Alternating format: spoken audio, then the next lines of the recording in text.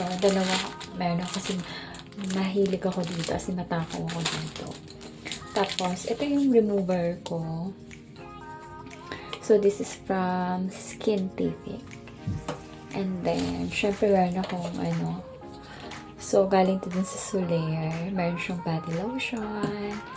And then, meron din akong blush on. This is from Careline lang. Gusto ko yung color nito. Pero meron ako na-discover ngayon na bago. Yung Get Ready With Me. Na-vlog ko na rin siya. Tapos, since malaki kasi yung chin skin, so, itong Acne Bello. Kasi ayoko nagkaka-pimples ako, girl. So, kaya, naghahanap pa rin ako ng acne remover. Tapos, so, meron din ditong conditioner. And then, meron din ako sunscreen. Kasi gusto ko yung medyo, anong tawag dito? This suntan, nabili ko to sa Vietnam. So, wala akong maisip na bilhin sa Vietnam. So, ano na lang. Anong tawag dito?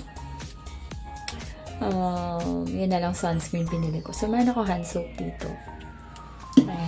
Importante sa akin na hand soap. Body lotion. Ito, paubos na din yun. Tapos, meron din ako mga mask. So, pag puyat ako, ganun. Tapos, ito yung gamit ko na Trend Skin. Ito ginagamit ko everyday, morning and evening, para hindi ako magka-pimples. Kasi lagi ako ng foundation. Tapos, so, meron din akong toner dito. Bello din. Kasi ayoko talaga magka-pimples. So, meron din dito na may tissue ako and then floss. Tapos, meron akong toothpaste. This is from Curapros. And meron din tayong batom from Tagaytay Highlands. Tapos, meron din ako ditong kasi para lang fresh yung tiles from Estee Lauder. Mini size. Naghanap talaga ako ng mini size nito kasi alam mo na, diba? Tapos, meron din akong cotton buds pang alis ng makeup. And then,